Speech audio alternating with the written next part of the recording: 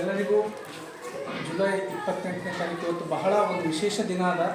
ಏನಪ್ಪ ಅಂತಂದ್ರೆ ವಿಶ್ವ ಪ್ರಕೃತಿ ಸಂರಕ್ಷಣಾ ದಿನ ಅಂತ ನಾವು ಪ್ರತಿ ವರ್ಷ ಜುಲೈ 28ನ್ನು ಆಚರಣೆ ಮಾಡ್ತೀವಿ.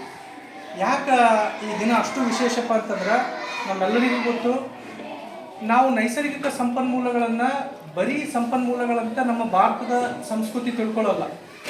ಮಣ್ಣು, ಗಾಳಿ, ಬೆಳಕು, ಅನಿಲಗಳು ಪ್ರತಿಯೊಂದರಲ್ಲೂ ಕೂಡ ನಾವು ದೈವಿ ಸ್ವರೂಪವನ್ನು ನೋಡ್ತಕ್ಕಂತಹ ಸರ್ವೋತ್ಕೃಷ್ಟ ಸಂಸ್ಕೃತಿ ನಮ್ಮ ಭಾರತ ದೇಶ ಸಂಸ್ಕೃತಿ. ನಾವು ನೆಲವನ್ನು ತಾಯಿ ಅಂತ ಕರಿತೀವಿ, ನದಿಗಳನ್ನು ನೀರನ್ನು ತಾಯಿ ಅಂತ ಕರಿತೀವಿ, ಕಲ್ಲಲ್ಲಿ ದೇವರನ್ನು ನೋಡ್ತೀವಿ. ಅಂದ್ರೆ ಪ್ರಕೃತಿಯಲ್ಲಿ ದೇವರನ್ನು ನೋಡ್ತಕ್ಕಂತಹ ಒಂದು ಅದ್ಭುತವಾದ ಪರಂಪರೆ ಯಾವುದಪ್ಪ ಅಂತಂದ್ರೆ ನಮ್ಮ ಭಾರತೀಯ ಸಂಸ್ಕೃತಿ. ಹೀಗಾಗಿ ಪಂಚತಂತ್ರ ಕಥೆಗಳು ನಮ್ಮೆಲ್ಲರಿಗೂ ಗೊತ್ತು. ಪಂಚತಂತ್ರ ಕಥೆಗಳಲ್ಲಿ ಏನು ಪ್ರಾಣಿಗಳ ಮೂಲಕ ನಮ್ಮ ಪ್ರಾಚೀನ ಋಷಿಗಳು ಏನು ಮಾಡ್ತಿದ್ದಾರಪ್ಪ ಅಂತಂದ್ರೆ ಒಂದು ಪರಿಸರ ಸಂರಕ್ಷಣೆಯ ಕುರಿತು ಅಥವಾ ನೀತಿ ಕಥೆಗಳನ್ನು ಪ್ರಾಣಿಗಳ ಮೂಲಕ ಹೇಳಿಸ್ತಿದ್ರು. ಪಂಚತಂತ್ರ ಕಥೆಗಳು, ವಿಷ್ಣು ಶರ್ಮನ ಪಂಚತಂತ್ರ ಕಥೆಗಳ ಮೂಲಕ ಹಿಂದಕ್ಕೆ. ಹೌದಾ? ಅದರಲ್ಲಿ ಏನು ಅಡಕವಾಗಿತ್ತು, ಅದರ ಉದ್ದೇಶ ಏನಪ್ಪ ಅಂತಂದ್ರೆ ಪರಿಸರ ಮತ್ತು ಜೀವ ಸಂಕುಲ ಇವೆರಡೂ ಕೂಡ ಹೊಂದಾಣಿಕೆಯಾಗಿದ್ದರೆ ಮಾತ್ರ ಸ್ವಸ್ಥ ಸಮಾಜ ಉಂಟಾಗ್ತದೆ. ಇಲ್ಲಪ್ಪ ಅಂತಂದ್ರೆ ಅದು ಅನಾರೋಗ್ಯ ಸಮಾಜ ಆಗಿಬಿಡ್ತದ. ಪರಿಸರಕ್ಕೆ ಮತ್ತು ಜೀವ ಸಂಕುಲನಕ್ಕೂ ಹೊಂದಾಣಿಕೆ ಇರಬೇಕು, ಬ್ಯಾಲೆನ್ಸ್ ಇರಬೇಕು. ಬ್ಯಾಲೆನ್ಸ್ಡ್ ಲೈಫ್, ಬ್ಯಾಲೆನ್ಸ್ಡ್ ನೇಚರ್, ಪ್ರಕೃತಿದಾಗ ಎಲ್ಲವೂ ಕೂಡ ಬ್ಯಾಲೆನ್ಸ್ಡ್ ಇದ್ದರೆ ಮಾತ್ರ ಅಂತಹ ಸಮಾಜ ಆರೋಗ್ಯವಂತ ಸಮಾಜ. ಒಂದೇಳ ಪ್ರಕೃತಿ ಏನಾದ್ರೂ ಇಂಬ್ಯಾಲೆನ್ಸ್ ಆಯ್ತಪ್ಪ ಅಂತಂದ್ರೆ ಅದು ಅನಾರೋಗ್ಯ ಸಮಾಜ, ಅಥವಾ ಏನಾಗ್ತದಪ್ಪ ಅಂತಂದ್ರೆ ಅನೇಕ ಅನಾಹುತಗಳು ಆಗ್ತಾವೆ. ಈಗೆಲ್ಲ ನೋಡ್ತಾ ಇದ್ದೀವಿ, ಬರಗಾಲ ಬಿದ್ದದೆ ಈಗೆಲ್ಲ. ಇದಕ್ಕೆಲ್ಲ ಮುಖ್ಯ ಕಾರಣ ಏನಪ್ಪ ಅಂತಂದ್ರೆ ಮಳೆ ಬರ್ತಾ ಇಲ್ಲ. ಜಾಗತಿಕ ತಾಪಮಾನ ಹೆಚ್ಚಾಗತ್ತದ. ಬ್ಯಾಸಿಗಿದಾಗ ನಮ್ಮ ಉತ್ತರ ಕರ್ನಾಟಕದಾಗ 45 ಡಿಗ್ರಿ ತನಕ ಹೀಟ್ ಹೋಗ್ತದೆ. ಯಾಕೆ ಇದೆಲ್ಲ ಆಗ್ಲಕತ್ತದಪ್ಪ ಅಂತಂದ್ರೆ ನಾವೇನು ಮಾಡಕತ್ತೀವಿ, ಕೈಗಾರೀಕರಣ ಮಾಡೀವಿ, ನಗರೀಕರಣ ಮಾಡೀವಿ, ಹೌದಾ? ಮತ್ತು ಪೊಲ್ಯೂಷನ್ಗಳನ್ನು ಮಾಡಕತ್ತೀವಿ. ಮಾಲಿನ್ಯಗಳು, ಭೂಮಾಲಿನ್ಯ, ವಾಯು ಮಾಲಿನ್ಯ, ವಿಕಿರಣ ಮಾಲಿನ್ಯ, ಶಬ್ದ ಮಾಲಿನ್ಯ ಮುಂತಾದ ಮಾಲಿನ್ಯಗಳಿಂದ ಇಡೀ ಜಗತ್ತನ್ನು ತುಂಬಿಬಿಡ್ತೀವಿ. ಹಿಂಗಾಗಿ ಅವುಗಳ ಫಲಿತಾಂಶ ಏನಾಗಿದೆಪ್ಪ ಅಂತಂದ್ರೆ ಇವತ್ತು ಅದನ್ನು ನಾವು ಎದುರಿಸಕತ್ತೀವಿ. ಮಳೆ ಬರೋ ಟೈಮಿಗೆ ಮಳೆ ಆಗ್ತಾ ಇಲ್ಲ, ಹೌದಾ? ಒಂದು ಕಡೆ ಪೂರ್ತಿ ಅತಿ ಮಳೆಯಾಗಿ ಪೂರ್ತಿ ಇಡೀ ಊರೇ ಹೊಡ್ಕೊಂಡು ಹೊಂಟಾರೆ. ಪೂರ್ತಿ ಮಳೆ ಅಂತಂದ್ರೆ ಹೆಂಗೆ ಮಳೆ ಬರ್ತದಪ್ಪ ಅಂದ್ರೆ ಇಡೀ ಊರೇ ಹೊಡ್ಕೊಂಡು ಹೋಗಂಗೆ ಮಳೆ. ಇನ್ನೊಂದು ಕಡೆ ಪೂರ್ತಿ ಬರ, ಒಂದು ಹನಿ ನೀರಿಲ್ಲ ಬೆಳಿಬೇಕಂದ್ರೆ ರೈತರು. ಇದಕ್ಕೆಲ್ಲ ಕಾರಣ ಮನುಷ್ಯನ ಅತಿಯಾದ ದುರಾಸೆ. ಪ್ರಕೃತಿ ಮೇಲೆ ಎಷ್ಟು ಅವಲಂಬನೆ ಆಗಬೇಕು ಅದಕ್ಕಿಂತ ಹೆಚ್ಚಿಗೆ ಆಗ್ಯಾನ. ಯಾಕೆ ರಾತ್ರಿ ಶ್ರೀಮಂತ ಆಗ್ಬೇಕಲ್ಲೇವ, ರಾತ್ರಿ ಶ್ರೀಮಂತ ಆಗ್ಬೇಕಂತ ಒಂದು ಉಚ್ಚಾಸೆಗಾಗಿ ಪ್ರಕೃತಿಯ ಮೇಲೆ ಅತಿಯಾಗಿ ಹೆಚ್ಚಿಗೆ ಏನು ಅವಲಂಬನೆ ಮಾಡ್ಯಾರ. ಒಂದು ವರದಿ ಹೇಳ್ತದ, ವರ್ಲ್ಡ್ ಲೈಫ್ ಫಾರ್ ಫ್ರೀಡಮ್ ಅಂತಕ್ಕಂಥ ಒಂದು ವರದಿ 1970ರಿಂದ ಈ ಕಡೆ, 1970ರಿಂದ ಈಚೆ ಈ ಒಂದು 45-46 ವರ್ಷದಾಗ ಮಾನವ ಭೂಮಿಗೆ ಭಾಳ ಪ್ರೆಷರ್ ಹಾಕಕತ್ತಾನಂತ. ಅಂದ್ರೆ ಸಂಪನ್ಮೂಲಗಳನ್ನು ಜಾಸ್ತಿ ಯೂಸ್ ಮಾಡಕತ್ತಾನಂತ. ಹಿಂಗಾಗಿ 33% ನ್ಯಾಚುರಲ್ ರಿಸೋರ್ಸ್ಗಳು ಕಡಿಮೆ ಆಗ್ಯಾವಂತ ಒಂದು ವರದಿ ಹೇಳ್ತದೆ. ಇದು ನಮ್ಮ ಕಣ್ಣು ತೆರೆಸ್ತಕ್ಕಂಥ ವರದಿ. ಹಿಂಗೆ ನಾವು ಮುಂದೆ ಮಾಡಿಬಿಟ್ಟಿವಪ್ಪ ಅಂತಂದ್ರೆ ನಮ್ಮ ಮುಂದಿನ ಮಕ್ಕಳು ಮೊಮ್ಮಕ್ಕಳಿಗೆ ಯಾವುದೇ ರೀತಿಯಾದ ಪರಿಸರ ನಾವು ಕೊಡೋದಿಲ್ಲ. ಸುಸ್ಥಿರ ಸಮಾಜ ಉಂಟಾಗಕ್ಕೆ ಸಾಧ್ಯನೇ ಇಲ್ಲ. ಸುಸ್ಥಿರ ಅಂದ್ರೆ ಮೊದಲು ಹೇಳಿದ್ದೆ, ಸುಸ್ಥಿರ ಅಂದ್ರೆ ಏನು, ಈಗಿರ್ತಕ್ಕಂಥದ್ದನ್ನು ಮತ್ತೆಷ್ಟು ಚಲೋ ಆಗಿ ಕೊಡಬೇಕು. ಈಗೇನಾದಲ್ಲ ಪರಿಸರ, ನಮ್ಮ ಆಯಿ ಮುತ್ಯದವರು ಇಷ್ಟು ಚೆನ್ನಾಗಿ ಇಟ್ಟರಂತ ನಾವೆಲ್ಲ ಎಷ್ಟು ಚೆನ್ನಾಗಿ ನಡೆದದು, ನಾವು ಕೂಡ ಅಷ್ಟೇ ಚೆನ್ನಾಗಿ ನಮ್ಮ ಮುಂದಿನ ಪೀಳಿಗೆಗೆ ಅದನ್ನು ವರ್ಗಾವಣೆ ಮಾಡಬೇಕು. ಅದಕ್ಕೆ ಸುಸ್ಥಿರ ಅಂತ ಕರೀತಾರೆ. ಅದನ್ನು ನಾವು ಮಾಡಿಲ್ಲಪ್ಪ ಅಂದ್ರೆ ಮುಂದಿನ ಪೀಳಿಗೆ ಒಟ್ಟು ಭೂಮಿನೇ ಏನಪ್ಪ ಅಂದ್ರೆ ಇದಕ್ಕೆ ಸಾಧ್ಯನೇ ಇಲ್ಲ. ಜಾಗತಿಕ ತಾಪಮಾನ ಇಷ್ಟು ಹೆಚ್ಚಿಗೆ ಆಗಿದಪ್ಪ ಅಂತಂದ್ರೆ 130 ಮಿಲಿಮೀಟರ್ ಸಮುದ್ರದ ಈ ಏನು ಉತ್ತರ ಧ್ರುವ ಮತ್ತು ದಕ್ಷಿಣ ಧ್ರುವಗಳಲ್ಲಿ ಐಸ್ ಇರ್ತದೆ. ಅವೆಲ್ಲ ಧ್ರುವಗಳಂದ್ರೆ ಐಸ್ ಪ್ಲೇಸ್ಗಳು. ಅಲ್ಲಿ ಐಸ್ ಎಲ್ಲ ಕರಗಿ ಸಮುದ್ರದ ಮಟ್ಟ ಹೆಚ್ಚಿಗೆ ಆಗ್ಲಕತ್ತದ.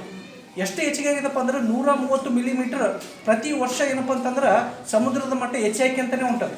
ಹಿಂಗಿನ ಹೆಚ್ಚಾಯ್ತಪ್ಪ ಅಂದ್ರೆ ಸಮುದ್ರ ತೀರದಲ್ಲಿರ್ತಕ್ಕಂತಹ ಆ ಸಣ್ಣ ಪುಟ್ಟ ದ್ವೀಪಗಳೆಲ್ಲ ಮುಳುಗಿ ಹೋಗ್ತಾವೆ.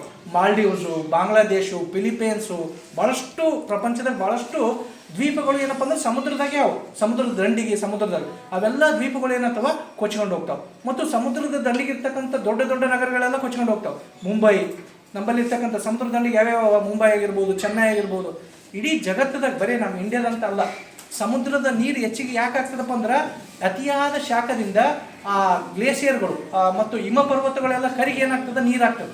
ಅವಾಗ ಆ ನೀರು ಏನಾಗ್ತದಪ್ಪ ಅಂದ್ರೆ ಸಮುದ್ರಕ್ಕೆ ಬಂದು ಸೇರ್ತದೆ. ಅವಾಗ ಸಮುದ್ರದ ಮಟ್ಟ ಹೆಚ್ಚಿಗೆ ಆಗ್ತದೆ. ಸೊ ಆ ನೀರು ಏನಾಗ್ತದೆ ಲಾಸ್ಟಿಗೆ ನುಗ್ಗಿ ಬಿಡ್ತದೆ ಎಲ್ಲಿ ಭೂಮಿಗೆ. ಅವಾಗ ಏನಪ್ಪ ಅಂದ್ರೆ ಈ ಎಲ್ಲ ನಗರಗಳು ನಶಿಸಿ ಹೋಗ್ತವ. ಸೊ ಪ್ರಕೃತಿಗಾಗಿ ಭಾಳಷ್ಟು ಏನಪ್ಪ ಅಂದ್ರೆ ಆಯೋಗಗಳನ್ನು ರಚನೆ ಮಾಡಿದರು. ಅದರಾಗ ನೋಡ್ರಿ ನಮ್ಮ ಭಾರತ ಎಷ್ಟು ವೈವಿಧ್ಯಮಯ ರಾಷ್ಟ್ರಪ್ಪ ಅಂತಂತಂದ್ರೆ ನಮ್ಮಲ್ಲಿ ಹಿಮಾಲಯ ಪರ್ವತ ಪಶ್ಚಿಮ ಘಟ್ಟಗಳವ, ನಂಬಲ್ಲಿ ಸಾತ್ಪುರ್ ಪರ್ವತ ಶ್ರೇಣಿ ಅದ, ನಂಬಲ್ಲಿ ವಿಂಧ್ಯ ಪರ್ವತ ಶ್ರೇಣಿ ಅದ, ಹೌದಾ. ನಂಬಲ್ಲಿ ಕೆಳಗಡೆ ಬಂದಿವಪ್ಪ ಅಂತಂದ್ರೆ ಹಿಂದೂ ಮಹಾಸಾಗರ ಅದ, ಮೇಲ್ಗಡೆ ಹೋದ್ರೆ ಗಂಗಾ ನದಿ ಮುಖಜ ಭೂಮಿ, ಗಂಗಾ ನದಿ. ಇನ್ನೂ ಸ್ವಲ್ಪ ಕೆಳಗಡೆ ಬಂದಿವಪ್ಪ ಅಂತಂತಂದ್ರೆ ಯಾವುದು ಕೃಷ್ಣ ಮತ್ತು ಗೋದಾವರಿ ನದಿ ಮುಖಜ ಭೂಮಿಗಳವು. ನಂಬಲ್ಲಿ ನೂರಾರು ನದಿಗಳು ಹರಿತಾವೆ, ಸಾವಿರಾರು ಬೆಟ್ಟ ಗುಡ್ಡಗಳವು. ಅಂಥ ಅದ್ಭುತವಾದ ಪ್ರಕೃತಿ ಭರಿತವಾದ ದೇಶ ನಮ್ಮ ಭಾರತ. ಇಲ್ಲಿ ನಮ್ಮ ಭಾರತದಾಗ 100ಕ್ಕೂ ಹೆಚ್ಚು ಏನಪ್ಪ ಅಂದ್ರೆ ರಾಷ್ಟ್ರೀಯ ಉದ್ಯಾನವನಗಳವು. 100ಕ್ಕಿಂತ ಹೆಚ್ಚು ರಾಷ್ಟ್ರೀಯ ಉದ್ಯಾನವನಗಳು ಭಾರತದಾಗ ಅವ. 500ಕ್ಕಿಂತಲೂ ಹೆಚ್ಚು ವನ್ಯಜೀವಿ ಏನಪ್ಪ ಅಂದ್ರೆ ಸಂರಕ್ಷಣಾ ಸ್ಥಳಗಳವು ನಮ್ಮ ಭಾರತದಾಗ. 100ಕ್ಕಿಂತಲೂ ಹೆಚ್ಚು ರಾಷ್ಟ್ರೀಯ ಉದ್ಯಾನವನಗಳು, 500ಕ್ಕಿಂತಲೂ ಹೆಚ್ಚು ರಾಷ್ಟ್ರೀಯ ವನ್ಯಜೀವಿ ಧಾಮಗಳವು. ಯಾಕೆ ಭಾರತ ಸರ್ಕಾರ ಇಷ್ಟೆಲ್ಲ ಮಾಡಿದಪ್ಪ ಅಂದ್ರೆ ಪ್ರಕೃತಿ ಉಳಿಬೇಕು, ಕಾಡು ಪ್ರಾಣಿಗಳು ಉಳಿಬೇಕು ಅಂತಕ್ಕಂಥದ್ದನ್ನು ಮಾಡ್ಯಾರ. ಕಾಲಕ್ಕೆ ಪರಿಸರವಾದಿಗಳನ್ನು ಆಯೋಜನೆ ಮಾಡಿ ಪರಿಸರದ ಬಗ್ಗೆ ಸಮೀಕ್ಷೆ ಮಾಡಿಸ್ತದೆ ಸರ್ಕಾರ. ಅದಕ್ಕಂತಲೇ ಪಶ್ಚಿಮ ಘಟ್ಟಗಳ ಸಮೀಕ್ಷೆ ಅಂತ ಬರ್ತದೆ. ಮಾಧವ್ ಗಾಡ್ಗೀಳ್ ಪುಣ್ಯಾತ್ಮ, ದೊಡ್ಡ ಪರಿಸರವಾದಿ ಮಾಧವ್ ಗಾಡ್ಗೀಳ್ ಅಂತಕ್ಕಂಥವ್ರು ಏನು ಪಶ್ಚಿಮ ಘಟ್ಟಗಳ ಒಂದು ವರದಿಯನ್ನು ಸರ್ಕಾರಕ್ಕೆ ಸಲ್ಲಿಸ್ತಾರೆ. ಅವ್ರು ಹೇಳ್ತಾರೆ ಪ್ರಪಂಚದ ಹಾಟ್ಸ್ಪಾಟ್ ಅಂತಂದ್ರೆ ಪ್ರಕೃತಿ ದತ್ತ ತಾಣಗಳಲ್ಲಿ ಯಾವುದು ಪಶ್ಚಿಮ ಘಟ್ಟಗಳು ಪ್ರಮುಖವಾದದ್ದು. ಇಡೀ ವರ್ಲ್ಡ್ದಾಗ ಭಾಳ ಕಡಿಮೆ ಸ್ಥಳಗಳವಂಥವು. ಅಂಥದ್ದು ನಮ್ಮ ಭಾರತದಾಗ ಅದು ಪಶ್ಚಿಮ ಘಟ್ಟಗಳು. ಅಲ್ಲಿ ಬಹಳ ವಿಶೇಷ ಮರಗಳವ, ವಿಶೇಷ ಪ್ರಾಣಿ ಪಕ್ಷಿಗಳು, ಜಗತ್ತದಾಗ ಎಲ್ಲಿ ಇರಲಾರ್ದ ಪ್ರಾಣಿ ಪಕ್ಷಿಗಳು ಅಲ್ಯಾವ, ಜಗತ್ತದಾಗ ಎಲ್ಲಿ ಇರಲಾರ್ದ ಗಿಡ ಮರಗಳು ಅಲ್ಯಾವ. ಅವುಗಳನ್ನು ನೀವು ಉಳಿಸಬೇಕು. ಈ ಪ್ರದೇಶದ ಕೈಗಾರಿಕೆಯನ್ನು ನಿಂದಿಸ್ರಿ, ಈ ಪ್ರದೇಶದಾಗ ನಗರೀಕರಣವನ್ನು ನಿಂದಿಸ್ರಿ ಅಂತ ಆಯೋಗಕ್ಕೆ ವರದಿ ಕೊಡ್ತಾರೆ. ಮಾಧವ್ ಗಾಡ್ಗಿಳ್ ಅಂಥ ಒಬ್ಬ ಪುಣ್ಯಾತ್ಮರಿಂದನೇ ಇವತ್ತು ಪ್ರಕೃತಿ ಎಷ್ಟು ಚಂದ. ಮತ್ತು ಜಗ್ಗಿ ವಾಸುದೇವ್ ಅಂತ ಬರ್ತಾರೆ. ಈಶಾ ಫೌಂಡೇಶನ್ ಗೊತ್ತು ನಿಮ್ಗೆ ಎಲ್ಲರಿಗೂ. ಜಗ್ಗಿ ವಾಸುದೇವ್ ಅಂತಕ್ಕಂಥ ಒಬ್ಬ ಸದ್ಗುರು, ಅವರು ಏನಪ್ಪ ಅಂತಂದ್ರೆ ಕಾವೇರಿ ಕಾಲಿಂಗ್ ಅಂತ ಒಂದು ಜಗತ್ತಿನಾದ್ಯಂತ ಒಂದು ಏನಪ್ಪ ಅಂತಂದ್ರೆ ಆಂದೋಲನ ಮಾಡಿದರು. ಕಾವೇರಿ ಕಾಲಿಂಗ್ ಅಂದರೆ ಕಾವೇರಿ ನದಿಯನ್ನು ಸಂರಕ್ಷಣೆ ಮಾಡೋಣ. ಯಾಕಪ್ಪ ಅಂದ್ರೆ ಕಾವೇರಿ ಸುತ್ತಮುತ್ತ ಇರ್ತಕ್ಕಂಥ ಎಲ್ಲ ಗಿಡಗಳನ್ನು ಕಟ್ ಮಾಡಿಬಿಟ್ಟರು. ಹೀಗಾಗಿ ನೀರು ಅಂತರ್ಜಲ ಆಗ್ತಾಯಿಲ್ಲ. ಮಳೆ ನೀರು ಬಂದರೂ ಕೂಡ ದಬಾಚ್ ಹರಿದು ಸಮುದ್ರಕ್ಕೆ ಸೇರಕತ್ತದ. ಆ ನೀರು ಉಪಯೋಗ ಆಗಬೇಕಪ್ಪ ಅಂತಂದ್ರೆ ನೀರು ನಿಧಾನವಾಗಿ ಹರಿಬೇಕು ನದಿಯಲ್ಲಿ. ಹೀಗಾಗಿ ನದಿಯ ದಡಗಳಲ್ಲಿ ಏನು ಬೆಳಿಬೇಕು, ಗಿಡ ಮರಗಳನ್ನು ಬೆಳಿಬೇಕು ಅಂತ ದೃಷ್ಟಿಯಿಂದ ಕಾವೇರಿ ಕಾಲಿಂಗ್ ಅಂತಕ್ಕಂಥ ಒಂದು ಆಂದೋಲನವನ್ನು ಮಾಡಿದರು. ಆವಾಗ ಏನು ಮಾಡಿದ್ರಪ್ಪ ಅಂದ್ರೆ ಪ್ರತಿಯೊಬ್ಬರಿಂದ ಯಾರೇ ಡೊನೇಟ್ ಮಾಡ್ಬೋದು. ಒಂದು ಗಿಡಕ್ಕೆ 42 ರೂಪಾಯಿ ಅಂತ ಫಿಕ್ಸ್ ಮಾಡಿ ನಾವು ಡೊನೇಷನ್ನ ಕೊಡಬೇಕು. ಈಗಲೂ ಕೂಡ ಅದು ಚಾಲ್ತಿದಲ್ಲಿ ಆದ. ಎಷ್ಟೋ ಲಕ್ಷ ಕೋಟಿ ಗಿಡಗಳನ್ನು ಕಾವೇರಿ ನದಿಯ ದಂಡಿ ಮೇಲೆ ನೆಟ್ಟರು. ಹೀಗಾಗಿ ಕಾವೇರಿ ನದಿ ಹೂಳು ಹೆಚ್ಚಿದ್ರು. ಹೀಗಾಗಿ ಕಾವೇರಿ ನದಿ ಈಗ ಚೆನ್ನಾಗಿ ಹರಿತಾ ಇದೆ ಅಂತ ಒಬ್ಬ ಪುಣ್ಯಾತ್ಮ. ಮತ್ತು ಅವರೇ ಜಗ್ಗಿ ವಾಸುದೇವ್ ಅವರೇ ಸಾಯಿಲ್ ಸೇವಿಂಗ್ ಅಂತಕ್ಕಂಥ ಒಂದು ಅಭಿಯಾನವನ್ನು ಮಾಡಿದರು. ಸೇವ್ ಸಾಯಿಲ್ ಅಂತ, ಮಣ್ಣನ್ನು ಸಂರಕ್ಷಿಸಿ. ನಾವು ಹೆಚ್ಚಿಗೆ ಕ್ರಿಮಿನಾಶಕಗಳನ್ನು ಹೊಡಿತೀವಿ. ಆರ್ಗ್ಯಾನಿಕ್ ಆಗಿ ಮಾಡೋದೇನೆ, ಬರೀ ಇನ್ಆರ್ಗ್ಯಾನಿಕ್ ಆಗಿ ಮಾಡಕತ್ತೀವಿ. ಎಲ್ಲ ಗೊಬ್ಬರಗಳು ಹಾಕೋದು, ಹೆಚ್ಚೆಚ್ಚಿಗೆ ಪುಡಿಗಳನ್ನು ಹೊಡೆಯೋದು. ಅದರಿಂದ ಏನಾಗ್ತದಪ್ಪ ಅಂದ್ರೆ ಆರೋಗ್ಯದ ಮೇಲೂ ಪ್ರಭಾವ ಆಗ್ತದೆ, ಮಣ್ಣನ್ನು ಕೂಡ ತನ್ನ ಫಲವತ್ತತೆಯನ್ನು ಕಳ್ಕೊತದ. ಹೀಗಾಗಿ ಮಣ್ಣಿನ ಫಲವತ್ತತೆ ಉಳಿಸಿರ್ತಕ್ಕಂಥ ಅಭಿಯಾನನೂ ಕೂಡ ಅವರು ಮಾಡಿದರು. ನಮ್ಮೆಲ್ಲರಿಗೂ ಗೊತ್ತು ಸಾಲು ಮರದ ತಿಮ್ಮಕ್ಕ ನಮ್ಮ ಕರ್ನಾಟಕದಲ್ಲಿ ಇಡೀ ಭಾರತದ ವೃಕ್ಷ ಮಾತೆ. ಹೌದಾ. ಸುಂದರ್ಲಾಲ್ ಬಹುಗುಣ ಚಿಪ್ಕೋ ಚಳವಳಿಯನ್ನು ಮಾಡಿದರು. ಹೌದಾ. ಮೇಧಾ ಪಾಟ್ಕರ್ ಆಗಿರ್ಬೋದು, ಹೌದಾ, ಮಾಧವ್ ಗಾಡ್ಗಿಲ್ ಆಗಿರ್ಬೋದು. ಈ ಎಲ್ಲ ಮಹನೀಯರು ಏನಪ್ಪ ಅಂದ್ರೆ ಪರಿಸರಕ್ಕೆ ತಮ್ಮ ಕೊಡುಗೆಗಳನ್ನು ಕೊಟ್ಟು ಇವತ್ತು ಪರಿಸರ ಏನಪ್ಪ ಅಂತಂದ್ರೆ ಈ ಲೆವೆಲಿಗಾದ್ರೂ ಆದ. ಹೀಗಾಗಿ ಇದನ್ನೆಲ್ಲ ಮನಗಂಡ ಭಾರತ ಸರ್ಕಾರ ಇಂಥವರಿಗೆಲ್ಲ ಪದ್ಮ ಪ್ರಶಸ್ತಿಗಳನ್ನು ಕೊಡ್ತಾ ಇದೆ. ಯಾರು ಪ್ರಕೃತಿಗಾಗಿ ದುಡಿತಾರೋ ಅವರಿಗೆ ಭಾರತ ಕೇಂದ್ರ ಸರ್ಕಾರ ಪದ್ಮ ಪ್ರಶಸ್ತಿಗಳನ್ನು ಕೊಡಕತ್ತದ. ಪದ್ಮಶ್ರೀ, ಪದ್ಮಭೂಷಣ, ಪದ್ಮವಿಭೂಷಣ ಪ್ರಶಸ್ತಿಗಳನ್ನು ಅವರ ಸಾಧನೆಗಾಗಿ ಈಗ ಗುರುತಿಸಿ ಕೊಡಕತ್ತಾರ ಅವರಿಗೆ. ನಮ್ಮ ಮಂಡ್ಯದಲ್ಲಿ ಒಬ್ಬ ರೈತ ಕುರಿ ಕಾಯತ ನೋಡ್ರಿ. ನಾವು ಸರ್ ಪರಿಸರ ಸಂರಕ್ಷಣೆ ದೊಡ್ಡವರೇ ಮಾಡಬೇಕೇನೋ ಮನಸ್ಸು ಬೇಕಷ್ಟೇ.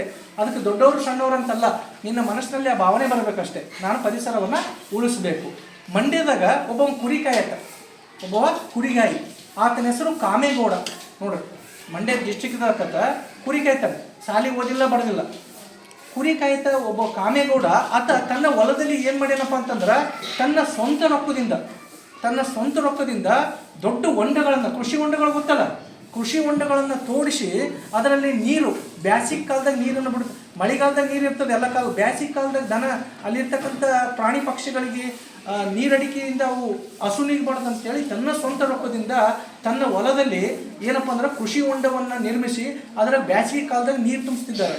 ಟ್ಯಾಂಕರ್ಗಳಿಂದ ನೀರು ತರಿಸಿ, ಟ್ಯಾಂಕರ್ ನೀರು ಕಾಸ್ಟ್ಲಿ, ಅದನ್ನೇ ತನ್ನ ಸ್ವಂತ ದುಡ್ಡಿಂದ ಬೋರ್ವೆಲ್ಗಳನ್ನು ಹಾಕಿಸಿ ಟ್ಯಾಂಕರ್ನಿಂದ ನೀರು ತರಿಸಿ ಅಲ್ಲಿರ್ತಕ್ಕಂಥ ಸುತ್ತ ಪ್ರಾಣಿ ಪಕ್ಷಿಗಳಿಗೆ ನೀರನ್ನು ಕುಡಿಸ್ತಾನೆ. ಈಗಲೂ ಏನಪ್ಪ ಅಂದ್ರೆ ಅಂಥ ಒಬ್ಬ ಪುಣ್ಯಾತ್ಮ ನಮ್ಮ ಕರ್ನಾಟಕದ ಕಾಮೇಗೌಡ. ಅಂದ್ರೆ ಅವರಲ್ಲಿ ಏನಿತ್ತು, ನಮ್ಮ ಇಂದಿನ ಸಂಸ್ಕೃತಿ ನಮ್ಗೆ ಕಲಿಸಿದ ಅದೇ. ನಾವೆಲ್ಲರೂ ಕೂಡ ಪ್ರಕೃತಿಯ ಮಕ್ಕಳು, ಪ್ರಕೃತಿಯೊಂದಿಗೆ ಬದುಕಿದವರು ನಾವೆಲ್ಲ, ಕಾಡಿನ ಮಕ್ಕಳು. ಹಿಂಗಾಗಿ ಏನಪ್ಪ ಅಂತಂದ್ರೆ ಇಷ್ಟು ಸುಸ್ಥಿರವಾಗಿ ಬಂದದು. ಯಾಕಪ್ಪ ಅಂದ್ರೆ ನಮ್ಮ ಸಂಸ್ಕೃತಿನೇ ಅಂಥ ಸಂಸ್ಕೃತಿ. ಕಾಮೇಗೌಡ ಅವರಿಗೆ ಈ ಸಂದರ್ಭದಲ್ಲಿ ನಾವು ಯಾಕೆ ನೆನೆಸ್ತೀವಪ್ಪ ಅಂತಂದ್ರೆ ಅವರು ತಮ್ಮ ಸ್ವಂತ ರೊಕ್ಕದಿಂದ ಪ್ರಾಣಿ ಪಕ್ಷಿಗಳು ನೀರಡಿಕೆ ಆಗ್ಬಾರ್ದಂತ, ಮನುಷ್ಯರಲ್ಲ. ಅವರು ಕೃಷಿ ಹೊಂಡದಾಗೆ ಏನಪ್ಪ ಅಂತಂದ್ರೆ ನೀರನ್ನು ತುಂಬಿಸಿರ್ತಕ್ಕಂಥ ಒಬ್ಬ ಪುಣ್ಯಾತ್ಮ. ಭಾಳಷ್ಟು ಮಂದಿ ಬರ್ತಾರೆ ಇಂಥ ಪುಣ್ಯಾತ್ಮರು. ಮತ್ತು ಹೇಳ್ತಾರೆ ಒಂದು ಕಡೆಗೆ ಜೊಹಾನಸ್ ಸಾಲ್ಕ್ ಅದ್ಭುತವಾದ ಮಾತಾಡ್ತಾರೆ. ಜೊಹಾನಸ್ ಸಾಲ್ಕ್ ಗೊತ್ತು ನಮ್ಮೆಲ್ಲರಿಗೆ. ಯಾರು ಈ ನಾವು ಪಲ್ಸ್ ಪೋಲಿಯೋ ಡ್ರಾಪ್ಸ್ ಹಾಕಿರ್ತೀವಲ್ಲ, ಪಲ್ಸ್ ಪೋಲಿಯೋ ಕಂಡುಹಿಡಿದಿರ್ತಕ್ಕಂಥ ವಿಜ್ಞಾನಿ ಯಾರು? Johannes Salk. ಆತ ಒಂದು ಕಡೆಗೆ ಒಂದು ಅದ್ಭುತವಾದ ಮಾತು ಹೇಳ್ತಾನ. ಆತ ಏನು ಹೇಳ್ತಾನಪ್ಪ ಅಂತಂದ್ರೆ, ಒಂದು ಹೇಳಕ್ಕೆ ಮನುಷ್ಯ 50 ವರ್ಷ ಭೂಮಿ ಮೇಲೆ ಇದ್ದಪ್ಪ ಅಂದ್ರೆ ಜಗತ್ತಿನಲ್ಲಿ ಇರ್ತಕ್ಕಂಥ ಎಲ್ಲ ಕೀಟಗಳು ನಾಶ ಆಗಿ ಹೋಗ್ತವೆ. ಮನುಷ್ಯ ಇನ್ನೂ ಸ್ವಲ್ಪ ವರ್ಷಗಳ ಕಾಲ ಭೂಮಿ ಮೇಲೆ ಇವನೇ ಇದ್ದಪ್ಪ ಅಂದ್ರೆ ಜಗತ್ತಿನ ಎಲ್ಲ ಕ್ರಿಮಿಕೀಟಗಳು ನಾಶ ಆಗಿ ಹೋಗ್ತಾವೆ. ಅದೇ ಮನುಷ್ಯಗಿನ ನಶಿಸಿಗಿನ ಹೋದ್ನಪ್ಪ ಅಂತಂದ್ರೆ ಆ ಎಲ್ಲ ಕ್ರಿಮಿಕೀಟಗಳು 50 ವರ್ಷದಾಗೆ ಮತ್ತೆ ವಾಪಸ್ ಬರ್ತಾವೆ ಅಂತ ಹೇಳ್ತಾನಂತ. ಎಷ್ಟು ಚಂದ ಮಾತು ಅಂದ್ರೆ ಇದರಿಂದ ನಮ್ಗೆ ಏನು ಅರ್ಥ ಆಗ್ತದಪ್ಪ ಅಂತಂದ್ರೆ ಮನುಷ್ಯ ಎಲ್ಲವನ್ನು ಹಾಳು ಮಾಡಕತ್ತಾನ. ತನ್ನ ಒಂದು ಸ್ವಾರ್ಥಕ್ಕೋಸ್ಕರ ಎಲ್ಲ ಕ್ರಿಮಿಕೀಟಗಳನ್ನು ಹಾಳು ಮಾಡಕತ್ತಾನ. ಅದರಿಂದ ಇವತ್ತು ನಾವು ಅನುಭವಿಸಕತ್ತೀವಿ. ಪೂರ್ಣಚಂದ್ರ ತೇಜಸ್ವಿ ಅವರು ಭಾಳ ಚಂದ ಮಾತಾಡ್ತಾರೆ. ನಮ್ಮ ಕರ್ನಾಟಕದ ದೊಡ್ಡ ದೊಡ್ಡ ಪರಿಸರವಾದಿಗಳು ಯಾರಪ್ಪ ಅಂತಂದ್ರೆ ಕುವೆಂಪು ಅವರ ಮಗ ಪೂರ್ಣಚಂದ್ರ ತೇಜಸ್ವಿ, ಕುವೆಂಪುನವ್ರ ಮಗ ಪೂರ್ಣಚಂದ್ರ ತೇಜಸ್ವಿ. ಶಿವರಾಮ್ ಕಾರಂತರು, ನಡೆದಾಡುವ ವಿಶ್ವಕೋಶ, ಶಿವರಾಮ್ ಕಾರಂತರು. ಹೌದಾ? ನೆಕ್ಸ್ಟ್ ಉಲ್ಲಾಸ್ ಕಾರಂತರು, ಶಿವರಾಮ್ ಕಾರಂತರ ಮಗ ಉಲ್ಲಾಸ್ ಕಾರಂತರು. ಹೌದಾ? ಮತ್ತು ಸಾಲುಮರದ ತಿಮ್ಮಕ್ಕ. ಇನ್ನು ಅನೇಕ ಪುಣ್ಯಾತ್ಮರು ಏನಪ್ಪ ಅಂದ್ರೆ ಬರ್ತಾರೆ ನಮ್ಮ ಕರ್ನಾಟಕದವರು. ಇವರೆಲ್ಲ ಪರಿಸರಕ್ಕಾಗಿ ದುಡಿದವರು. ಪೂರ್ಣಚಂದ್ರ ತೇಜಸ್ವಿ ಅವರು ಒಂದು ಕಡೆ ಭಾಳ ಚಂದ ಹೇಳ್ತಾರೆ, ಪ್ರಕೃತಿಯನ್ನು ಇಷ್ಟು ಮಟ್ಟಿಗೆ ನಾವು ದುಡಿಸಕತ್ತೀವಿ, ಇನ್ನು ನಾವು ಎಲ್ಲಿಗೆ ಹೋಗಿ ಮುಟ್ತೀವೋ ಗೊತ್ತಿಲ್ಲ ಅಂತ ಅವರು ತಮ್ಮ ವಿಷಾದವನ್ನು ಹೇಳ್ತಾರೆ. ಇಷ್ಟು ದುಡಿಸಕತ್ತೀವಿ, ಅದಕ್ಕೆ ನಾವು ಲಾಸ್ಟಿಗೆ ಏನಾಗ್ತೀವಿ? ನಾಶಾಗಿ ಹೋಗ್ತೀವಿ. ಪರಿಸರಗಿನ ಒಂದೆರಡು ಪ್ರಕೃತಿ ಮಾತಿಗಿನ ರೊಚ್ಚಿಗೆದ್ದಪ್ಪ ಅಂದ್ರೆ ನಮ್ಮೆಲ್ಲ ಸಮಾಧಿ ನಾವೇ ಕಟ್ಟಿಕೊಂಡಂಗ. ಅವ್ರು ಒಂದು ಕಡೆಗೆ ಹೇಳ್ತಾರೆ, ನಾವು ಏನೇ ಮಾಡಿದ್ರೂ ಕೂಡ ಸಂರಕ್ಷಿತವಾಗಿ ಮಾಡಬೇಕು. ಸಂರಕ್ಷಣೆ ಅಂದ್ರೇನು? ಅವುಗಳನ್ನು ಪಾಲನೆ ಮಾಡಬೇಕು, ಪೋಷಣೆ ಮಾಡಬೇಕು. ಪ್ರಕೃತಿ ನಮ್ಗೆ ಹೇಳಿಕೊಡ್ತಕ್ಕಂಥ ಮೊದಲನೇ ಪಾಠ ಯಾವುದಪ್ಪ ಅಂತಂದ್ರೆ ನಾನು ನಿನಗೆ, ನೀನು ನನಗೆ. ನೀನು ನನ್ನನ್ನು ಚೆನ್ನಾಗಿ ನೋಡ್ಕೋ, ನಾನು ನಿನ್ನನ್ನು ಅದಕ್ಕಿಂತ 10 ಪಟ್ಟು ಚೆನ್ನಾಗಿ ನೋಡ್ಕೋತೀನಿ. ನಾವು ಇಷ್ಟೆಲ್ಲ ಹಾಳು ಮಾಡಿದ್ರು ಕೂಡ ಪ್ರಕೃತಿ ನಮ್ಮನ್ನು ನೋಡ್ಕೋಕತ್ತದ. ನಾವು ಹಿಂಗೆ ಪೂರ್ತಿ ಹಾಳು ಮಾಡಿಬಿಟ್ಟು ಅಂದ್ರೆ ಮುಗೀತು, ನಮ್ಮ ಸಮಾಧಿಯನ್ನು ನಾವೇ ತೋಡ್ಕೊಂಡಂಗ. ಪ್ರಕೃತಿ ಕಲಿಸ್ತಕ್ಕಂಥ ಮೊದಲನೇ ಪಾಠ ಏನಪ್ಪ ಅಂತಂದ್ರೆ ನಾವೆಲ್ಲರೂ ಪ್ರಕೃತಿಗೆ, ಪ್ರಕೃತಿ ನಮಗೆ. ಇದು ಮೊದಲನೇ ಪಾಠ. ನಾವು ಹಿಂಗಾಗಿ ಪ್ರಕೃತಿಯನ್ನು ಉಳಿಸಲೇಬೇಕು.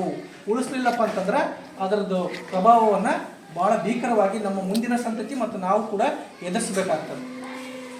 ವಿಶ್ವೇಶ್ವರ ಭಟ್ರು ತಮ್ಮ ವಕ್ರತುಂಡೋಕ್ತಿಯಲ್ಲಿ ಭಾಳ ಚಂದ ಬರೀತಾರೆ.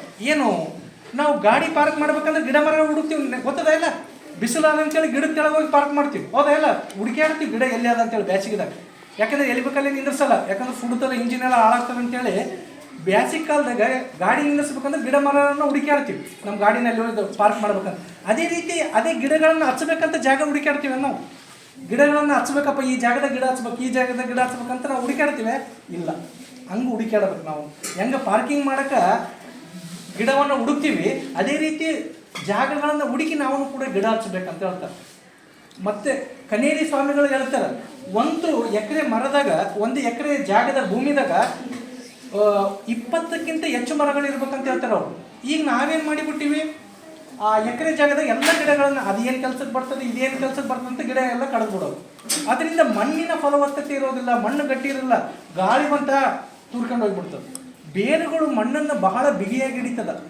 ಯಾಕೆ ದೊಡ್ಡ ದೊಡ್ಡ ಮರಗಳನ್ನು ಬೆಳೆಸ್ಬೇಕಪ್ಪ ಅಂತಂದ್ರೆ ನಿಮ್ಮ ಮಣ್ಣು ಹರ್ಕೊಂಡು ಹೋಗೋದಿಲ್ಲ, ನೀರು ಗಾಳಿ ಬಂದು ಕೊಚ್ಕೊಂಡು ಹೋಗಲ್ಲ. ಆ ಮಣ್ಣನ್ನು ಮೇಲ್ಮಟ್ಟದ ಮಣ್ಣನ್ನು ಭಾಳ ಬಿಗಿಯಾಗಿ ಹಿಡಿತದೆ. ಒಂದು ಹೇಳಕ್ಕೆ ಗಿಡಗಳು ಇದ್ದಿದ್ದಿಲ್ಲಪ್ಪ ಅಂದ್ರೆ ಆ ಮಣ್ಣು ಆರಾಮ್ಸೆ ಕೊಚ್ಕೊಂಡು ಹೋಗ್ಬಿಡ್ತದೆ, ಗಾಳಿ ಬಂದು ನೀರು ಬಂದು. ಸೊ ಆ ಮಣ್ಣಿನಲ್ಲಿ ಯಾವುದೇ ಫಲವತ್ತತೆ ಉಳಿಯಲ್ಲ ಮತ್ತು ಏನಪ್ಪ ಅಂತಂದ್ರೆ ಸಾಯಿಲ್ ಎರೋಷನ್ ಆಗಿಬಿಡ್ತದೆ. ಹಿಂಗಾಗಿ ಪ್ರತಿಯೊಂದು ಎಕರೆಗೂ ಕೂಡ ಒಂದು 20 ಮರಗಳು ಇರಲಿ ಅಂತ ಹೇಳ್ತಾರೆ. ಅಂದಾಗ ಮಾತ್ರ ಆ ಭೂಮಿ ಗಟ್ಟಿಯಾಗಿರೋಕ್ಕೆ ಸಾಧ್ಯ. ಒಂದು ಕಡೆ ಹೇಳ್ತಾರೆ, ನಾವು ಹೇಳ್ತೀವಲ್ಲ, ಧರ್ಮೋ ರಕ್ಷತಿ ರಕ್ಷಿತಃ ಅಂತ ಒಂದು ಸಂಸ್ಕೃತ ಪದ, ಒಂದು ವಾಣಿ. ಧರ್ಮೋ ರಕ್ಷತಿ ರಕ್ಷಿತಃ. ಇದರ ಅರ್ಥ ಏನಪ್ಪ ಅಂದ್ರೆ, ನಾವು ಧರ್ಮವನ್ನು ಕಾಪಾಡಿದ್ರೆ ಧರ್ಮ ನಮ್ಮನ್ನು ಕಾಪಾಡ್ತದ. ಅದೇ ರೀತಿ ಈಗ ನಾವು ಏನು ಅನ್ಕೋಬೇಕು, ವೃಕ್ಷೋ ರಕ್ಷತಿ ರಕ್ಷಿತಃ. ವೃಕ್ಷೋ ರಕ್ಷತಿ ರಕ್ಷಿತಃ ಅಂದ್ರೆ ವೃಕ್ಷಗಳನ್ನು ಮರಗಳನ್ನು ನಾವು ಕಾಪಾಡಿದ್ರೆ ಮರಗಳು ನಮ್ಮನ್ನು ಕಾಪಾಡ್ತವ ಅಂತಕ್ಕಂಥದ್ದು ನಮ್ಮ ತಲೆಯಲ್ಲಿ ಏನಪ್ಪ ಅಂದ್ರೆ ಫಿಕ್ಸ್ ಆಗಬೇಕು. ವೃಕ್ಷಗಳನ್ನು ನಾವು ನೆಡಬೇಕು. ಪರಿಸರ ದಿನಗಳು ಆಯಾ ದಿನಕ್ಕಷ್ಟೇ ಸೀಮಿತ ಆಗಬಾರ್ದು. ಪ್ರತಿ ದಿನನೂ ಕೂಡ ಪರಿಸರ ದಿನ ಅಂತಲೇ ನಾವು ಆಚರಣೆ ಮಾಡಬೇಕು, ಅದನ್ನು ಅನುಪಾಲನೆ ಮಾಡಬೇಕು. ಅಂದಾಗ ಮಾತ್ರ ಇಂಥ ದಿನಾಚರಣೆಗಳಿಗೆ ಏನಪ್ಪ ಅಂದ್ರೆ ಅರ್ಥ ಬರ್ತದೆ. ಮತ್ತೊಬ್ಬ ಮಹಾನ್ ಪರಿಸರವಾದಿ ಯಾರಪ್ಪ ಅಂತಂದ್ರೆ ರಾಜಸ್ಥಾನದ ಪಿಪ್ಲಾಂತ್ರಿ, ಆ ಊರ ಹೆಸರು ನೋಡಿ, ರಾಜಸ್ಥಾನದ ಪಿಪ್ಲಾಂತ್ರಿ ಗ್ರಾಮದ ಶ್ಯಾಮ್ ಸುಂದರ್ ಪಾಲಿವಾಲ್. ಶ್ಯಾಮ್ ಸುಂದರ್ ಪಾಲಿವಾಲ್ ಅಂತಕ್ಕಂತಹ ಒಬ್ಬ ದೂರದೃಷ್ಟಿ ಉಳಿರ್ತಕ್ಕಂಥ ನಾಯಕ.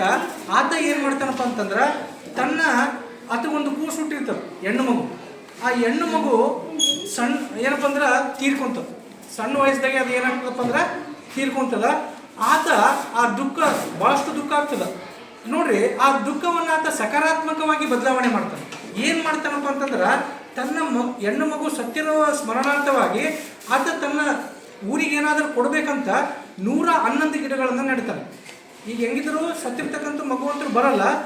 ಆ ಮಗುವಿನ ನೆನಪಿಗೋಸ್ಕರ ಊರಿನ ಜನಕ್ಕೆ ಉಸಿರು ಬರಲಿ, ಗಾಳಿ ಚೆನ್ನಾಗಿ ಬರಲಿ ಅಂತೇಳಿ ಆ ಮಗುವಿನ ಹೆಸರಿಗೂ ನೆನಪಿಗೋಸ್ಕರ 111 ಗಿಡಗಳನ್ನು ನೆಡ್ತಾರೆ. ಅಷ್ಟೇ ಅಲ್ಲ, ಆ ಗ್ರಾಮದ ಹುಟ್ಟತಕ್ಕಂಥ ಪ್ರತಿಯೊಂದು ಹೆಣ್ಣು ಮಗುವಿಗೋಸ್ಕರ, ಯಾವುದೇ ಹೆಣ್ಣು ಮಗು ಹುಟ್ಟಲಿ ಅಲ್ಲಿ ಪಿಪ್ಲಾಂತ್ರಿ ಗ್ರಾಮದಾಗ, ಆ ಹೆಣ್ಣು ಮಗು ಹುಟ್ಟಿತಪ್ಪ ಅಂದ್ರೆ 111 ಗಿಡಗಳನ್ನು ನೆಡ್ತಾರೆ ಆ ಗ್ರಾಮದಾಗ. ಇಲ್ಲಿ ತನಕ ಎಷ್ಟು ಗಿಡಗಳನ್ನು ನೆಟ್ಟಾರಪ್ಪ ಅಂದ್ರೆ 5 ಲಕ್ಷ ಗಿಡಗಳನ್ನು ನೆಟ್ಟಾರ. ರಾಜಸ್ಥಾನದ ಪಿಪ್ಲಾಂತ್ರಿದಾಗ ಯಾವುದೇ ಒಂದು ಹೆಣ್ಣು ಮಗು ಹುಟ್ಟಿದ್ರೂ ಕೂಡ 111 ಗಿಡಗಳನ್ನು ಏನಪ್ಪ ಅಂದ್ರೆ ಆ ಊರಿನ ಜನ ನೆಡ್ತಾರೆ ಆ ಹೆಣ್ಣು ಮಗುವಿನ ನೆನಪಿಗೋಸ್ಕರ. ಅದರಿಂದ ಊರಿಗೂ ಕೂಡ ಸುಂದರತೆ, ಆ ಹೆಣ್ಣಿಗೂ ಕೂಡ ಗೌರವ. ಇದು ಒಬ್ಬ ದೂರದೃಷ್ಟಿ ಉಳಿರ್ತಕ್ಕಂಥ ನಾಯಕ ಮಾಡ್ತಕ್ಕಂಥ ಕೆಲಸ. ಅಲ್ಲಿ ಶ್ಯಾಮ್ ಪಾಲಿವಾಲ್ ಅವರು ಇದನ್ನು ಮಾಡಿದರು. 5 ಲಕ್ಷ ಗಿಡಗಳನ್ನು ನೆಟ್ಟರೆ ಈಗಲೂ ಕೂಡ ನೆಡಕತ್ತಾರೆ. ಆ ಊರ ಯಾವುದೇ ಒಂದು ಹೆಣ್ಣು ಮಗು ಹುಟ್ಟಲಿ, ಆ ಹೆಣ್ಣು ಮಗುವಿಗೋಸ್ಕರ 111 ಗಿಡಗಳನ್ನು ನೆಡೋರು. ಇದನ್ನು ಅಲ್ಲಿ ಮಾರ್ಬಲ್ ಗಣಿಗಾರಿಕೆ ನಡೀತದಲ್ಲಿ, ಅದರಿಂದ ಭಾಳಷ್ಟು ನೀರು ಏನಪ್ಪ ಅಂದ್ರೆ ವೇಸ್ಟ್ ಆಗಿರೋದನ್ನ ಮತ್ತೆ ಈಗ ಇವರೆಲ್ಲರೂ ಸೇರಿ ಆ ಗಿಡಗಳನ್ನು ನೆಟ್ಟಿ ಅಲ್ಲಿ ಒಂದು ಅರಣ್ಯ ಬೆಳೆಸೋದ್ರ ಸಲಕ ಮತ್ತೆ ನೀರಿನ ಏನಪ್ಪ ಅಂದ್ರೆ ಮರುಪೂರ್ಣ ಆಗಿದೆ. ಇದನ್ನೆಲ್ಲ ಮನಗಂಡು ಯುನೆಸ್ಕೋದವರು ಮತ್ತು ಭಾರತದ ಸರ್ವೋಚ್ಚ ನ್ಯಾಯಾಲಯ ಆ ಪಿಪ್ಲಾಂತ್ರಿ ಗ್ರಾಮಕ್ಕೆ ಮತ್ತು ಅದರಿಂದಿರ್ತಕ್ಕಂಥ ದೂರದೃಷ್ಟಿ ನಾಯಕನಿಗೆ ವೆರಿ ಗುಡ್, ಭಾಳ ಒಳ್ಳೆಯ ಕೆಲಸ ಮಾಡಿರಿ ನೀವು. ಮಾರ್ಬಲ್ ಗಣಿಗಾರಿಕೆಯಿಂದ ನೀರಿನ ಸಮಸ್ಯೆ ಏನಾಗಿತ್ತು ಅದನ್ನು ಕೂಡ ನಿವಾರಣೆ ಆಯಿತು. ಊರು ತುಂಬ ನೀರು, ಊರು ತುಂಬ ಗಾಳಿ, ಬಿಕಾಸ್ ಆಫ್ ಆತನ ಒಂದು ದೂರದೃಷ್ಟಿ, ಪರಿಸರದ ಬಗ್ಗೆ ಇದ್ದ ಆತನ ದೂರದೃಷ್ಟಿ. ಅಂತಹ ದೂರದೃಷ್ಟಿ ಕೂಡ ನಮ್ಮೆಲ್ಲರಿಗೆ ಬರಬೇಕು ಅಂತ ಒಬ್ಬ ಮಹಾನ್ ಸಾಧಕ ಯಾರಪ್ಪ ಅಂತಂದ್ರೆ ಶ್ಯಾಮ್ ಪಾಲಿವಾಲ್, ರಾಜಸ್ಥಾನದ ಪಿಪ್ಲಾಂತ್ರಿ ಗ್ರಾಮದವರು.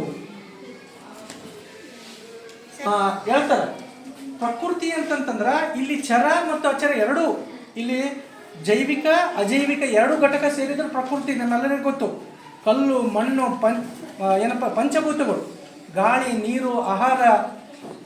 ಜೈವಿಕ ಅಂತಂದ್ರೆ ಜೀವ ಇರೋವು, ಅಜೈವಿಕ ಅಂದ್ರೆ ಜೀವ ಇರಲಾರ್ದು.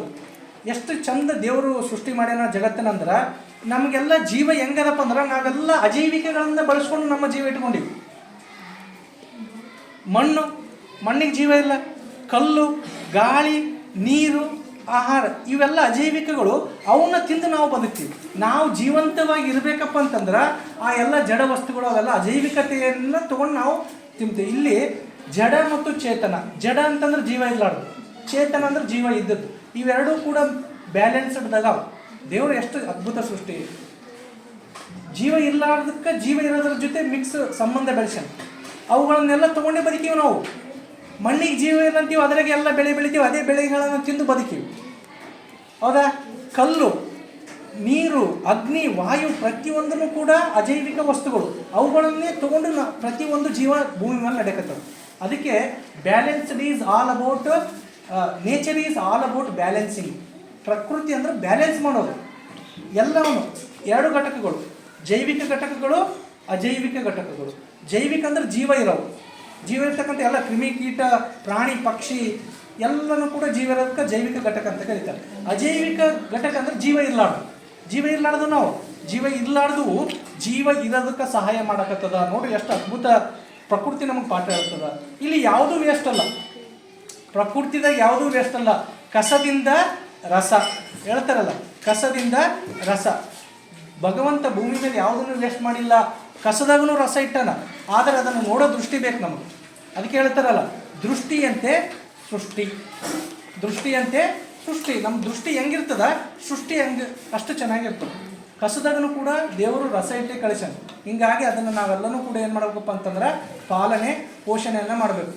ಡಿ ವಿ ಜಿ ಅವರು ಹೇಳ್ತಾರೆ, ಪ್ರಕೃತಿ, ಸಂಸ್ಕೃತಿ, ವಿಕೃತಿ, ಇವು 3 ಪದಗಳು ಭಾಳ ಚಂದ ಹೇಳ್ತಾರೆ ಡಿ ವಿ ಜಿ ಅವರು. ಪ್ರಕೃತಿ, ಸಂಸ್ಕೃತಿ, ವಿಕೃತಿ. ನೋಡ್ರಿ, ಕಬ್ಬನ್ನು ಕೇಳ್ರಿ, ಕಬ್ಬನ್ನು ತಿನ್ನೋದು, ಕಬ್ಬನ್ನು ಅಗೆಯೋದು ಪ್ರಕೃತಿ. ಕಬ್ಬು ತಿಂತಿರಲ್ಲ ನೀವೆಲ್ಲ, ಕಬ್ಬನ್ನು ಅಗೆಯೋದು ಪ್ರಕೃತಿ. ಕಬ್ಬಿನ ಹಾಲು ಕುಡಿಯೋದು ಸಂಸ್ಕೃತಿ.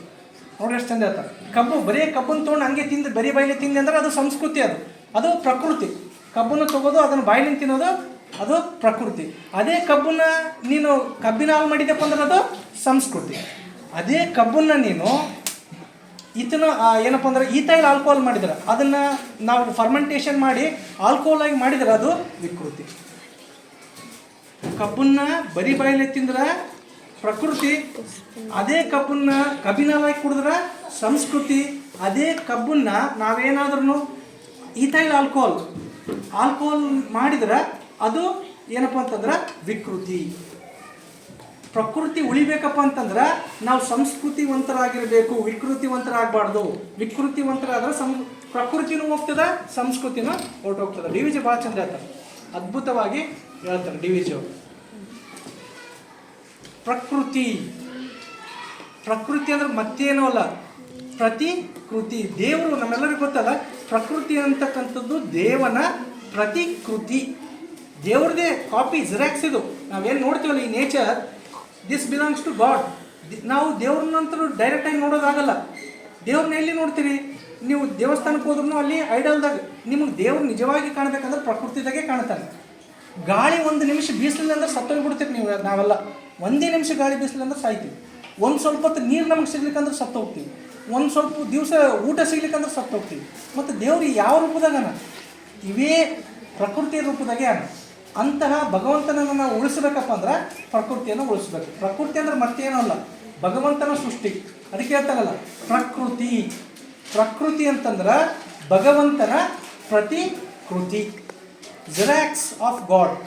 ದೇವರ ತರ್ಜುಮೆ, ದೇವರ ಪಡಿಯಚ್ಚುನೆ ಪ್ರಕೃತಿ. ಈ ರೀತಿ ಏನಪ್ಪ ಅಂತಂದ್ರೆ ನಾವು ಏನು ಕೇಂದ್ರ ಸರ್ಕಾರದಿಂದ ನಾವು ಕೂಡ ಶಾಲೆಗಳಲ್ಲಿ ಮಾಡ್ತೀವಿ. ಏಕ್ ಪೇಡ್ ಮಾ ಕೆ ನಾಮ್ ಅಂತ ಮಾಡ್ತೀವಿ. ಹೌದಾ? 1 ಗಿಡ ತಾಯಿ ಹೆಸರಿನಲ್ಲಿ ಅಂತ ಗಿಡಗಳನ್ನು ನಡ್ತಕ್ಕಂಥ ಅಭಿಯಾನವನ್ನು ಕೇಂದ್ರ ಸರ್ಕಾರ ಮಾಡಿದ. ಪ್ರತಿಯೊಂದು ಶಾಲಾ ಕಾಲೇಜಿನಲ್ಲಿ ಮಾಡ್ತೀವಿ. ಹೌದಾ? ಮತ್ತು ಜುಲೈ 1ನೇ ವಾರವನ್ನು ವನ ಮಹೋತ್ಸವ ಅಂತ ಮಾಡ್ತಾರೆ. ಜುಲೈ 1ನೇ ವಾರ, ಜುಲೈ 1ರಿಂದ 7ನೇ ತಾರೀಕು ತನಕ ವನ ಮಹೋತ್ಸವ ಅಂತಂದ್ರೆ ಗಿಡಗಳನ್ನು ನೆಡೋದು, ಗಿಡಗಳ ಬಗ್ಗೆ ಪ್ರಚಾರ ಮಾಡೋದು, ವನ ಮಹೋತ್ಸವ ಮಾಡ್ತೀವಿ. ಜೂನ್ 5ನೇ ತಾರೀಕು ಏನು ಮಾಡ್ತೀವಿ? ವಿಶ್ವ ಪರಿಸರ ದಿನ ಅಂತ ಆಚರಣೆ ಮಾಡ್ತೀವಿ. ಸೆಪ್ಟೆಂಬರ್ 16ಕ್ಕೆ ಓಜೋನ್ ದಿನ ಅಂತ ಆಚರಣೆ ಮಾಡ್ತೀವಿ. ಫೆಬ್ರವರಿ 2ನೇ ತಾರೀಕು ವಿಶ್ವ ಜೌಗು ಪ್ರದೇಶ ದಿನ ಅಂತ ಆಚರಣೆ ಮಾಡ್ತೀವಿ. ಇಷ್ಟೆಲ್ಲ ಯಾಕೆ ಮಾಡ್ತೀವಪ್ಪ ಅಂತಂದ್ರೆ ಅದರದ್ದು ಮುಖ್ಯ ಉದ್ದೇಶ ನಮ್ಮಲ್ಲಿ ಪ್ರಕೃತಿಯ ಒಂದು ಏನಪ್ಪ ಅಂದ್ರೆ ಜ್ಞಾನ ಬೆಳೀಲಿ, ಪ್ರಕೃತಿಯನ್ನು ನಾವು ನಾಶ ಮಾಡಬಾರ್ದು, ಪ್ರಕೃತಿಯನ್ನು ಉಳಿಸಬೇಕು ಅಂತಕ್ಕಂಥದ್ದೇ ಈ ಎಲ್ಲ ಇಂದಿನ ದಿನಗಳ ಮುಖ್ಯ ಉದ್ದೇಶ. ಇವುಗಳನ್ನು ನೀವು ಕೂಡ ನಿಮ್ಮ ಜೀವನದಾಗ ಅಳವಡಿಸಿಕೊಂಡು ಪ್ರತಿಯೊಬ್ಬರನ್ನು ಕೂಡ ಪ್ರಕೃತಿಯನ್ನು ಆರಾಧಿಸ್ತೀರಿ, ಸಂರಕ್ಷಿಸ್ತೀರಿ, ಪಾಲಿಸ್ತೀರಿ, ಪೋಷಿಸ್ತೀರಿ ಅಂತ ಭಾವಿಸ್ತಾ ಮತ್ತೊಮ್ಮೆ ತಮ್ಮೆಲ್ಲರಿಗೂ ಕೂಡ ವಿಶ್ವ ಪ್ರಕೃತಿ ಸಂರಕ್ಷಣಾ ದಿನದ ಶುಭಾಶಯಗಳು. ನಮಸ್ಕಾರ.